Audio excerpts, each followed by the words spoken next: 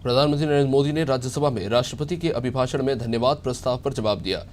77 minute के अपने भाषण में प्रधानमंत्री सधे अंदाज में नजर आए और किसान आंदोलन, कृषि कानून और बंगाल पर अपनी बात रखते नजर आए। अपने भाषण के दौरान पीएम मोदी ने विरोधियों पर जमकर निशाना साधा। प्रधानमंत्री ने राज्यसभा में अपनी सरकार के नए बजट को लेकर भी समीक्षा की और कई तरह की बातें उन्होंने रखी। साथ ही साथ उन्होंने किसान आंदोलन को लेकर कहा कि इन कानूनों को लागू किए जाने का यही सही समय है। पीएम ने इस दौरान मुख्य विपक्षी पार्टी कांग्रेस पर कृषि कानून को लेकर दोहरा रवैया अपनाने का आरोप लगाया।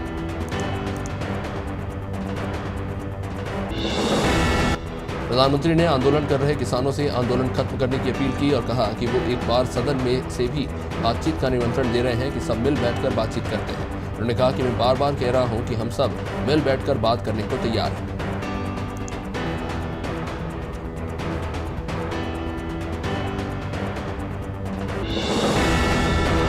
प्रधानमंत्री ने आरोप लगाया है कि विपक्ष ने किसान आंदोलन पर खूब बात की, लेकिन किसानों के असली मुद्दों पर बात नहीं की।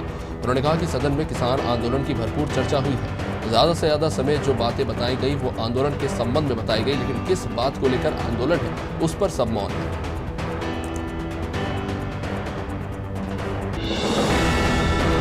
सीएम शिवराज सिंह चौहान ने कलेक्टर, कमिश्नर, एसपी और आईजी के साथ वीडियो कॉन्फ्रेंसिंग के जरिए चर्चा की। इस दौरान उन्होंने जिलों में माफिया के खिलाफ चल रहे अभियान का फीडबैक मैदानी अधिकारियों से लिया। वीडियो कॉन्फ्रेंसिंग में आगामी बजट को लेकर अधिकारियों से सुझाव भी लिए गए।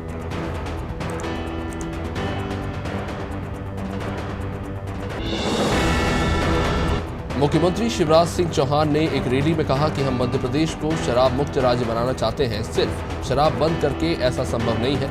अगर लोग सेवन करते रहेंगे तो इसकी आपूर्ति भी होती रहेगी। अच्छा राज्य बनाने और लोगों को शराब पीने से रोकने के लिए हम शराब मुक्ति अभियान चलाएंगे।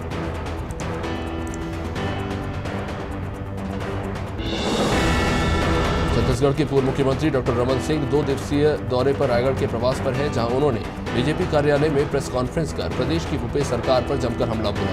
उन्होंने कहा कि कांग्रेस सरकार हर मुद्दे पर नाकाम साबित हुई है। 2.5 साल के शासन में कांग्रेस ने सिर्फ लूटने का काम किया है।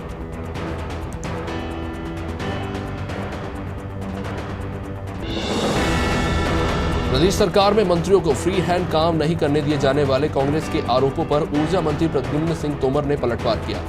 मंत्री ने कहा कि प्रदेश सरकार में मुख्यमंत्री द्वारा सभी मंत्रियों को फ्री हैंड दिया गया है। आगे उन्होंने कहा कि कांग्रेस की सरकार में 15 महीने मंत्री रहे और 6 महीने बीजेपी में मंत्री हैं। इस सरकार में ज्यादा फ्री हैंड मंत्रियों को दिया गया है। मध्य प्रदेश में शिक्षा के स्तर को और बेहतर बनाने के लिए सरकार लगातार प्रयासरत है, जिसको लेकर प्रदेश सरकार ने 3 साल का रोडमैप तैयार किया है। इस बात की पुष्टि शिक्षा मंत्री इंदर सिंह परमार ने प्रेस कॉन्फ्रेंस के दौरान की।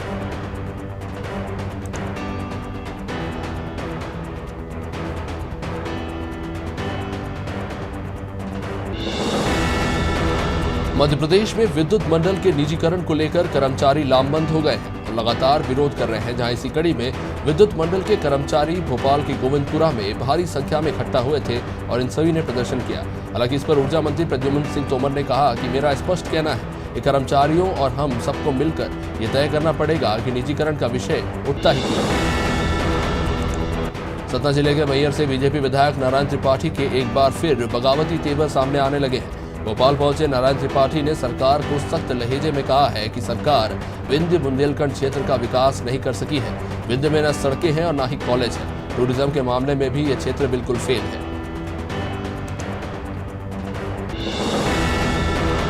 उज्जैन में होने वाली बीजेपी विधायकों के प्रशिक्षण वर्ग की तैयारियों को लेकर भोपाल में बैठक आयोजित हुई। बीजेपी प्रदेश कार्यालय में हुई इस बैठक के दौरान प्रशिक्षण वर्ग के लिए रणनीति बनाई गई। बैठक में संगठन मंत्री सुहास भगत, मंत्री विश्वास सारंग, इंदर सिंह परमार, प्रद्युम्न सिंह तोमर सहित पार्टी के कई पदाधिकारी मौजूद रहे।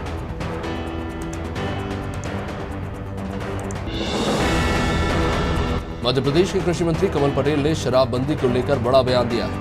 उन्होंने कहा है कि प्रदेश में शराबबंदी होना चाहिए, लेकिन वैकल्पिक व्यवस्था करने के बाद, क्योंकि प्रदेश में शराब से ही राजस्व आता है। प्रदेश में साल भर में 72,000 करोड़ रुपए सिर्फ वेतन में चले जाते हैं।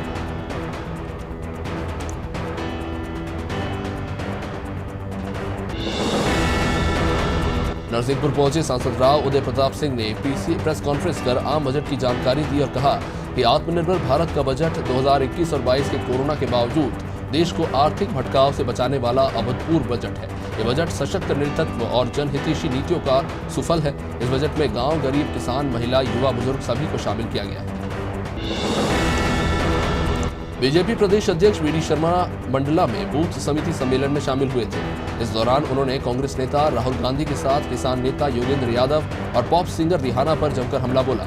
शर्मा ने कहा कि देश के अंदर जब भी आंदोलन होता है या देश विरोधी गतिविधियां होती है, उस जगह पर योगेंद्र यादव पहुंच जाते हैं।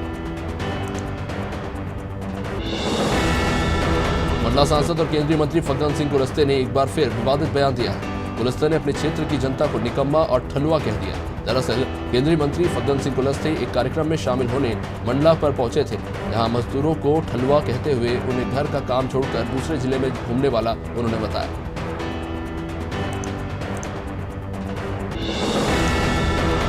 मध्य प्रदेश के गृह मंत्री डॉक्टर नरोत्तम मिश्रा पश्चिम बंगाल के अंडाल एयरपोर्ट पहुंचे थे, जहां मंत्री डॉक्टर मिश्रा का हजारों कार्यकर्ताओं ने गाजे बाजे के साथ फूल मालाओं से जमकर स्वागत किया। मंत्री के स्वागत में हजारों गाड़ियों का काफिला मौजूद रहा। तो मंत्री के स्वागत में सैकड़ों गाड़ियों का काफिला और कार्यकर्ताओं का उत्साह पश्चिम बंगाल में परिवर्तन का सूचक देखने को मिल रहा है। मध्य प्रदेश में रजक समाज के साथ भाजपा सरकार द्वारा की जा रही उपेक्षा को लेकर अब रजक समाज ने आर पार की लड़ाई लड़ने का इरादा बना लिया है। सरकार के खिलाफ आंदोलन करने के लिए समाज को एकजुट करने की कवायद शुरू हो चुकी है और इसी को लेकर सागर में भी रजक समाज की बैठक हुई।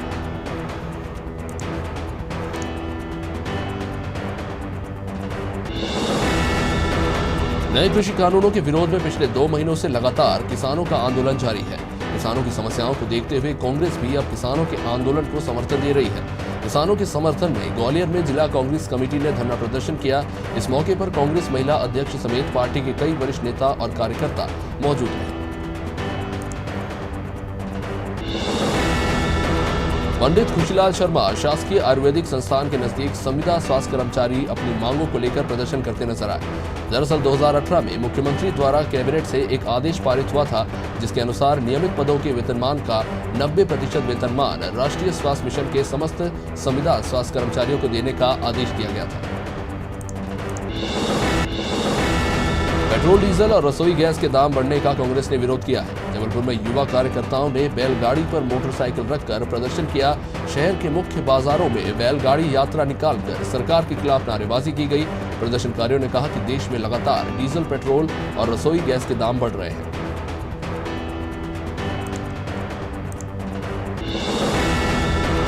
अयोध्या में बनने वाले राम मंदिर में जनसहयोग के लिए इंदौर में युवा जागृति वाहन यात्रा निकाली गई।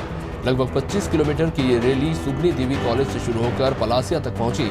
इस दौरान युवाओं के हाथों में भगवा ध्वज और वाहन पर सवार भगवान राम, लक्ष्मण और हनुमान की वेशभूषाधारी मुख्य आकर्षण का केंद्र बने रहे। सिरोंज में सहकारी समितियों के कर्मचारियों ने अपनी मांगों को लेकर अनुविभागीय अधिकारी को ज्ञापन सौंपा। समिति के अध्यक्ष लेखराज सिंह पाल ने बताया कि अनिश्चितकालीन कलम बंद आंदोलन का समर्थन करते हुए जिले की सभी सहकारी उचित मूल्य की दुकानें और सहकारी संस्थाएं पूरी तरह से बंद रहेंगी।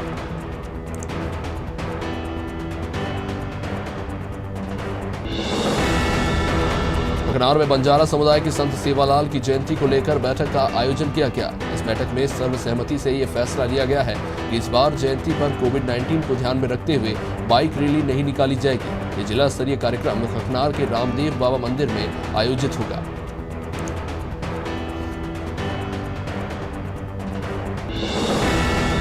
त्रिपुरा में new movement for old pension संघ के अध्यक्ष गोविंद सिंह बुंदेला ने भाजपा के प्रदेश अध्यक्ष और खजुराहो सांसद वी डी शर्मा के नाम नगर मंडल अध्यक्ष कमलेश लोधी को ज्ञापन सौंपा। ज्ञापन में पुरानी पेंशन व्यवस्था को फिर से बहाल करने की मांग की गई।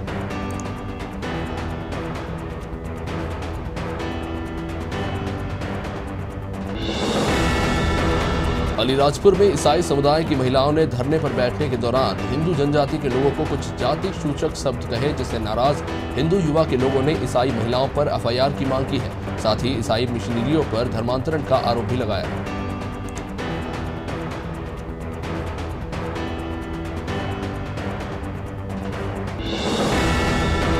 पूरी दुनिया में जहां कोरोना महामारी से रोजाना हजारों लोगों की मौत हो रही है, वे मध्य प्रदेश से एक सुकून की खबर सामने आई है। प्रदेश में बीते 24 घंटे में एक भी कोरोना मरीज की मृत्यु नहीं हुई है।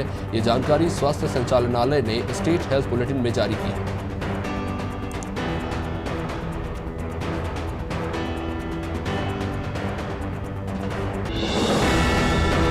भोपाल समेत मध्य प्रदेश में कोरोना टीकाकरण के दूसरे चरण का आगाज हुआ। एमपी में आज फ्रंटलाइन वर्कर्स का टीकाकरण हो रहा है। भोपाल से आई 3 तस्वीरें ये आप देख रहे हैं। भोपाल संभाग के कमिश्नर कविंद्र कियावत, दूसरी भोपाल कलेक्टर अविनाश देवालिया, तो तीसरी तस्वीर डीआईजी इरशाद वली और एडीजी एएसआई मनोहर की है, जिन्होंने वैक्सीन का टीका लगवाकर अपने कर्मचारियों का मनोबल बढ़ाया। राजधानी भोपाल में पुलिसकर्मियों को कोरोना वैक्सीन का टीका लगाया जा रहा है। पुराने कंट्रोल रूम के सामने एक वैक्सीन सेंटर बनाया गया है। जिले के जितने भी पुलिसकर्मियों के पास मैसेज गया है, उन सभी पुलिसकर्मियों को टीका लगाया जा रहा है और वैक्सीन लगने के बाद पुलिसकर्मियों को सर्टिफिकेट भी दिया जा रहा है।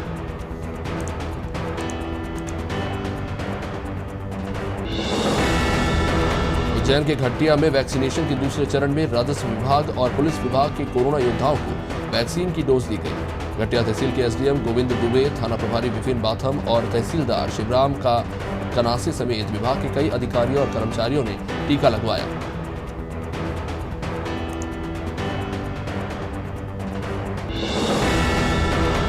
सागर की बंडा तहसील में पुलिस विभाग के कोरोना योद्धाओं को वैक्सीन की पहली डोज लगाई गई। पुलिस विभाग के टीकाकरण अभियान की शुरुआत थाना प्रभारी कमल सिंह ठाकुर द्वारा पहला टीका लगाकर की गई। इसके बाद आरक्षकों ने टीका लगवाकर अभियान को आगे बढ़ाया।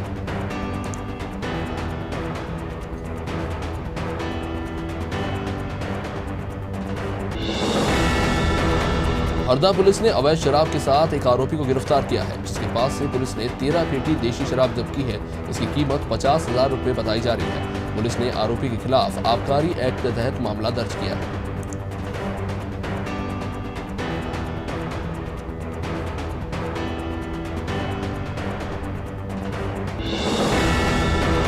जबेरा के सिंग्रामपुर चौकी के देवरी गांव में घर से काम पर गए युवक काशव के खेत के पास शव मिला है। 3 दिन के बाद गुड्डू का शव मिलने से परिवार में कोहराम मच गया है। मौके पर पहुंची पुलिस ने पंचनामा बनाकर शव को पोस्टमार्टम के लिए जबेरा अस्पताल भेज दिया है।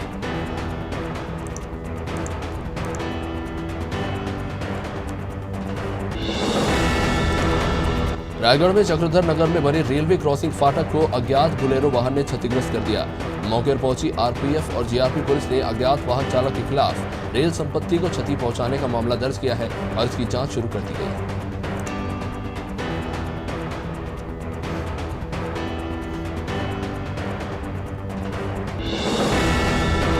नौगांव में एसडीएम और एसडीओपी की टीम ने मनोज साहू की गुटखा फैक्ट्री के 5 ठिकानों पर छापामार कार्रवाई की।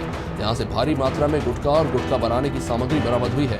गुटखा फैक्ट्री के प्रोप्राइटर मनोज साहू और उसके मैनेजर के खिलाफ मामला दर्ज किया गया है। वहीं खाद्य विभाग की टीम ने सभी सामानों के सैंपल लेकर इन ठिकानों को सील कर दिया है। ग्वालियर में चोरों के हौसले बुलंद थे। इस बार चोरों ने एक दवा कारोबारी के सूने घर को अपना निशाना बनाया।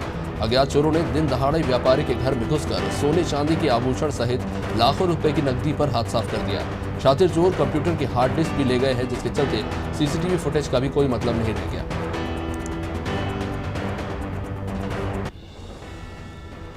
बड़वानी के उत्कृष्ट विद्यालय रोड स्थित निजी कोचिंग के बाहर उस समय अफरा तफरी मच गई जब 2 लड़कियां कोचिंग में पढ़ रही एक लड़की को घसीटते हुए बाहर ले गई और मारपीट शुरू हुई। विवाद के दौरान वहां पर भारी भीड़ इकट्ठा हो गई थी और जैसे तैसे कोचिंग संचालक ने बीच बचाव कर मामले को संभालने की कोशिश की और पुलिस को इसकी सूचना दी।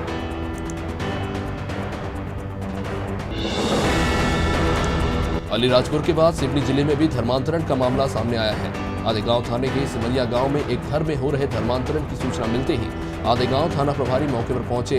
पुलिस के पहुंचते ही धर्मांतरण कराने वाले इस बीच मौके से फरार हो गए। इस मामले में पुलिस ने 2 आरोपियों के खिलाफ मामला दर्ज किया है।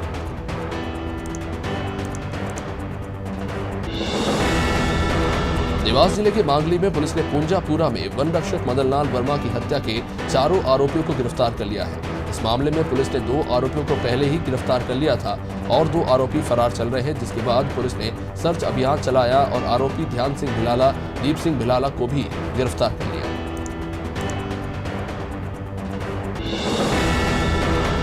धमतरी जिले के जंगलों में लंबे समय से जुआ फड़ संचालित करने वालों को पुलिस ने गिरफ्तार किया है।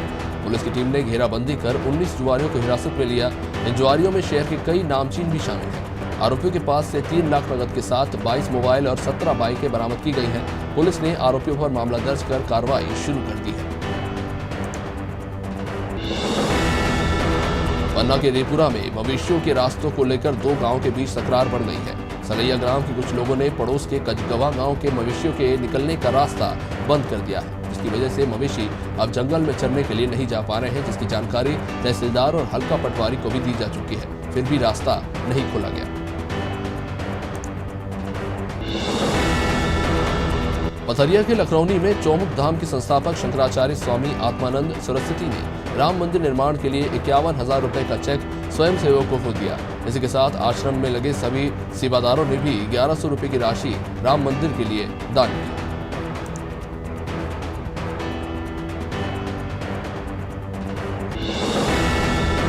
त्रिपुरा में विद्युत विभाग ने नई पहल शुरू की है। इसमें समय से बिजली का बिल भरने वालों को जेई संची सेनी ने उपभोक्ताओं को मेडल और सम्मान पत्र देकर सम्मानित किया। इस दौरान बिजली विभाग के कर्मचारी सहित शहर के गणमान्य नागरिक मौजूद रहे।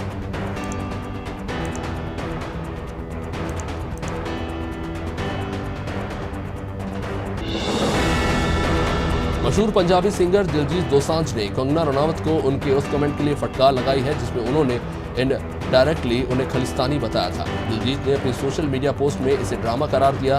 उन्होंने एक के बाद एक कई पोस्ट करके लिखा है कि जरूरत पड़ने पर पंजाबियों के देश के लिए अपनी जान भी दी है।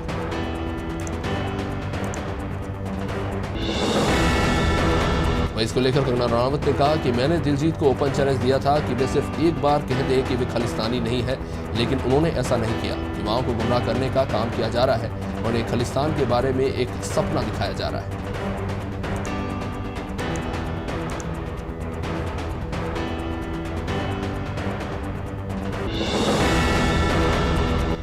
भारत और इंग्लैंड के बीच चेन्नई में खेले जा रहे पहले टेस्ट मैच में इंग्लैंड ने भारत को जीत के लिए 420 रनों का टारगेट दिया है।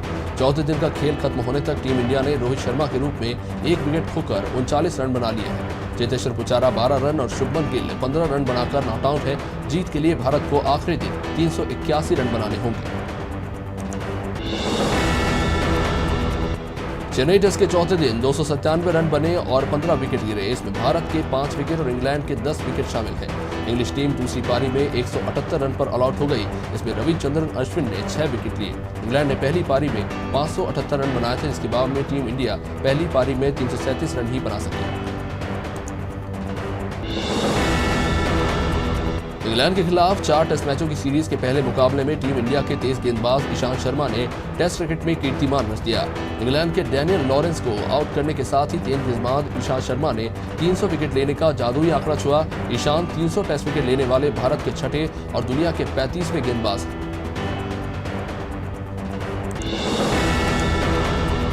भारतीय विकेटकीपर बल्लेबाज ऋषभ पंत को आईसीसी ने प्लेयर ऑफ द मंथ के अवार्ड से नवाजा है। सोमवार को आईसीसी ने इसकी घोषणा की है। पिछले महीने ऑस्ट्रेलिया दौरे पर उम्दा प्रदर्शन करने के बाद पंत ने सिडनी में खेले गए तीसरे टेस्ट में 118 गेंदों में 57 रन बनाकर मैच को ड्रॉ कराने में अहम रोल निभाया था और ब्रिस्बेन में भी सीरीज के आखिरी टेस्ट में उन्होंने नाबाद पारी खेली थी। भारतीय विकेटकीपर बल्लेबाज ऋषभ पंत ने उत्तराखंड के चामोली में ग्लेशियर के टूटने से आहत और इस घटना में मारे गए लोगों के प्रति दुख जाहिर करते हुए पंत ने बचाव कार्य के लिए अपनी मैच फीस को देने का ऐलान किया है। उन्होंने सोशल मीडिया पर पोस्ट कर लोगों से भी दान करने की अपील की है। पंत हरिद्वार के रहने वाले हैं।